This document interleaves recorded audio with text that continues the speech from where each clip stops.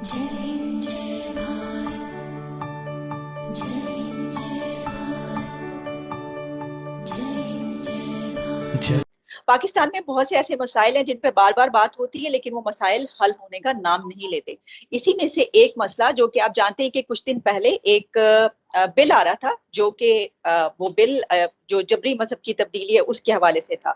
उसका मसवदा भी सामने आया, फिर उसके पर बहुत सारी ऐसी लोगों ने जो है उसके खिलाफ बोलना शुरू कर दिया। अब पता ही चला है कि उलमा कौंसिल ने उसको भी मुस्तरद कर दिया, बिल्कुल उसी तरीके से जिस तरह पहले घरेलू तशद्दुद के बिल पर भी ऐसा ही देखने को आया था। फिर ये भी मैं पढ़ रही थी कि ये भी कहा गया कि पाकिस्तान में जो है कोई वेस्टर्न कल्चर लाने की कोशिश की जा रही है, हालांकि इसके बरक्स होता रहा है। इन्हीं मौजुआत पर गुफ्तगू करने के लिए पाकिस्तान की एक बहुत बड़ी आवाज, खासतौर पर इन मौजुआत के हवाले से हमारे साथ आज मौजूद हैं डॉक्टर परवेज हूद भाई, जो कि कॉलमनिस्ट हैं, MIT से PhD, न्यूक्लियर फिजिसिस्ट, और इसके अलावा एक पॉलिटिकल कमेंटेटर के तौर पर उनका नाम आप सब जानते हैं। Thank you so much doctor साहब for joining my show. Thank you. Doctor साहब, ये मसाइल तो पाकिस्तान के लगता है कि हमेशा ही इन पे इसी तरीके से बहस होती रहेगी और कभी हल नहीं होंगे। एक अच्छा काम होने जा रहा था, लेकिन हम फिर डर गए और उलमा कौंसिल ने उसके ऊपर भी जो है वो मसाइल उठा दिए कि ये तो नहीं हो सकता। तो इसका मतलब है कि कभी भी हल नहीं होगा ये मसला।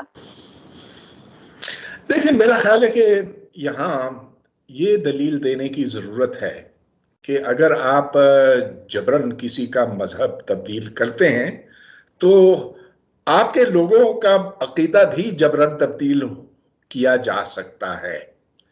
अब हाँ, उनको ये बुरा नहीं लगा कि एक हिंदू बच्ची को मुसलमान बना दिया जाए, लेकिन देखें ये भी हो सकता है ना कि एक मुसलमान बच्ची को जबरन किसी और मजहब का बनाया जाए, क्रिश्चियन बनाया जाए, घर वापसी हो यानी कि दोबारा हिंदू बन जाए, या अहमदी बन जाए, या कुछ और बन जाए, तो वो चीज तो उन्हें अच्छी नहीं लगेगी ना।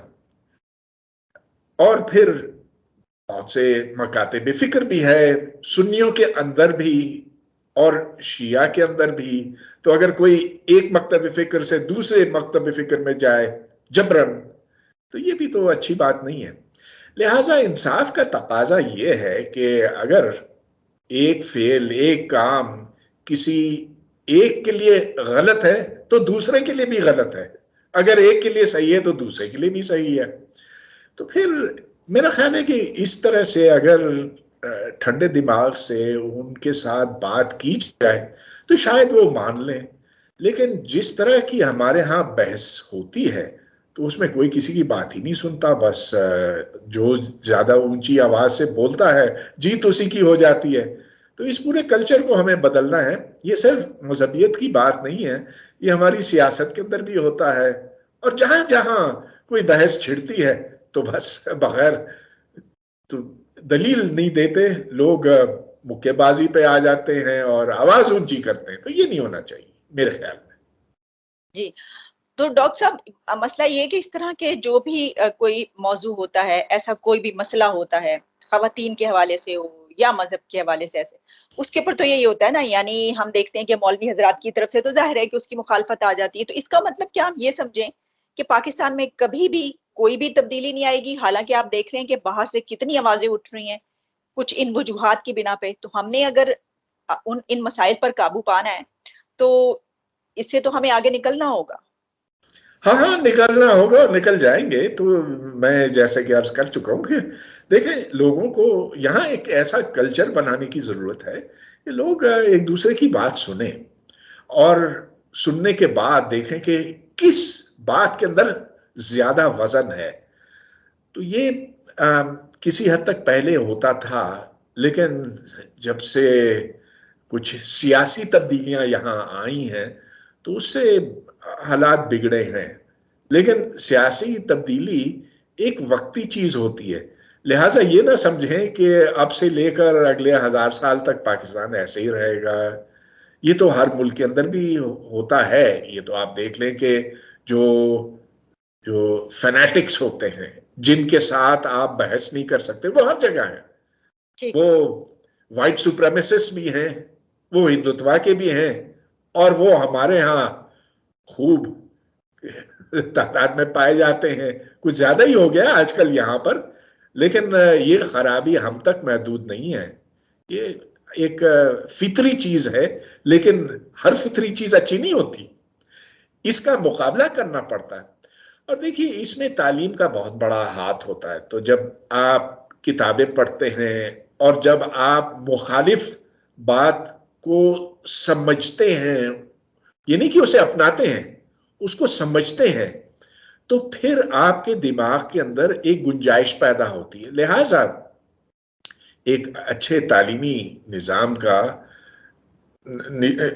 ایک اچھا تعلیمی نظام وہ ہے جس میں مختلف خیالات، مختلف نقطہ نظر پڑھائے جائیں اور کلاس کے اندر بھی بحث ہو.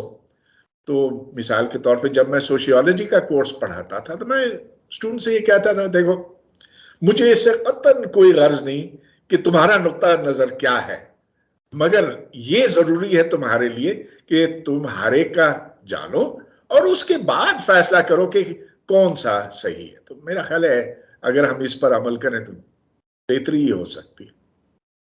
ڈاکٹر صاحب، ابھی ہم دیکھتے رہے کہ کچھ دن سے بڑی بحث چلی، آپ نے جو ہے وہ برقعے کے حوالے سے یا یہ پردے کے حوالے سے کوئی ایسی بات کر دی. پہلے ہم ان موضوعات پہ ہم نے بھی بہت دفعہ جو ہے وہ بات کی ہے، لیکن مطلب لوگ اس کے پیچھے کیوں پڑ جاتے ہیں؟ اور ہم تو دیکھ رہے ہیں پاکستان کی خواتین وہی جو ہمیشہ سے لباس پہنتی ہیں، وہی چادر بھی اڑی جاتی ہے، برقعہ بھی پہنا جاتا ہے، شلوار قمیص جو ایک ہے چل رہی ہے، پھر بھی یہ شکایت کہ ویسٹرن کلچر آنے کی کوشش ہو رہی ہے، حالانکہ یہاں پہ تو ہر وہ چیز ہو رہی ہے جو پہلے ہوا کرتی تھی. پھر ایسا کیوں؟ نہیں، ہم ویسٹرن کلچر سے مراد کیا؟ امریکہ کا، یورپ کا یا سعودی عرب کا؟ وہ بھی تو ہمارے ویسٹ میں ہی ہے نا. اچھا، تو دیکھیے قصہ یہ ہے کہ، اور یہ بات میں نے ٹیلی ویژن پر کہی اور پھر اس کے نتیجے میں بہت شور مچا. میں نے صرف یہ کہا کہ یہ میرا مشاہدہ ہے کہ جب لڑکیاں برقع کرتی ہیں تو وہ خاموش ہو جاتی ہیں، ان کے وجود کا آپ کو نہیں پتا چلتا، اور کلاس میں آپ کو پتہ نہیں، معلوم نہیں ہوتا کہ کس کی سمجھ میں کوئی بات آ رہی ہے کہ نہیں آ رہی. اگر کلاس پر میں ایک نظر دہراؤں تو وہاں برقعے ہیں. اگر کسی نے کوئی سوال بھی کیا تو مجھے نہیں معلوم کہ کس نے کیا، اور ایسا بہت کم ہو گیا کہ ایسی لڑکیاں سوال کریں کلاس میں. میں نے کہا کہ یہ نارمل نہیں ہے، اور اس پر بہت لوگ ناراض ہوئے. تو پھر مجھے یہ بات بتانے کی ضرورت پڑی کہ دیکھو آج سے 30-40 سال پہلے یہ نارمل تھا کہ آپ کلاس میں آتے بغیر برقعے کے، یعنی کہ جیسے عام لڑکی ہوتی ہے شلوار قمیض پہنے ہوئے جس کا چہرہ چھپا ہوا نہیں ہوتا، اور آپ دیکھ سکتے ہیں اس کے چہرے کو، جان سکتے ہیں کہ اس کو کچھ سمجھ میں آیا بھی ہے کہ نہیں. اگر آپ چہرہ نہیں دیکھ سکتے تو ٹھیک ہے، پھر آپ ساری کلاسیں آن لائن ہی کر لیں، پھر تو وہی ہو گیا کہ کیمرہ بند کر کے آپ آن لائن کر لیں. لیکن دیکھیں پہلے کے حالات میں نے کہا کہ نارمل تھے. اور پھر میں نے مزید یہ کہا کہ اگر آپ دوسرے ملکوں کو دیکھیں تو چین ہے، جاپان ہے، انڈیا ہے، کوریا ہے، یورپ، امریکہ، جہاں جہاں آپ دیکھیں تو ادھر کوئی برقع شرقہ نہیں ہے، اور لڑکیاں وہاں جو نارمل لباس پہنے ہوئے ہیں تو اس کو میں ایک عام چیز سمجھتا ہوں. اور پہلے یہ ہوتا تھا پاکستان میں، اب نہیں ہے. میں نے یہ نہیں کہا، نہ میرا مطلب یہ تھا، اور پتہ نہیں کیوں لوگ یہ کہتے ہیں کہ وہ لڑکی جو برقع کرتی ہے ایب نارمل ہے. بالکل نہیں، بالکل نہیں، بالکل نہیں. میں تو داد دیتا ہوں کہ ایسی لڑکیاں ان مشکل حالات میں جو پاکستان کے ہیں، جہاں علم دشمنی ہے، جہاں عورت دشمنی ہے، وہ پھر بھی پڑھ سکتی ہیں اسکولوں میں، کالجوں میں، یونیورسٹیوں میں. تو میں تو سمجھتا ہوں کہ یہ بڑی بہادر، دلیر दबंग लड़कियां हैं जो पढ़ती हैं, क्योंकि हमारे यहाँ तो पहले तो लड़कियों को मार देते थे अगर उन्होंने यूनिवर्सिटी में पढ़ने की ख्वाहिश जाहिर की होती। बस यही मेरी अर्ज थी। जी, बल्कि अभी भी बहुत से ऐसे एरियाज हैं कि जहाँ पर अभी भी मार देते हैं। स्कूल तक जो है लड़की को जाने का जो है वो कुछ एरियाज जो बैकवर्ड एरियाज कहे जाते हैं, सिंध में और पंजाब के भी अगर उन एरियाज में चले जाएं तो डॉक्टर साहब आप हाँ, और अब तो अफगानिस्तान में तो मुकम्मल पाबंदी लग गई ना।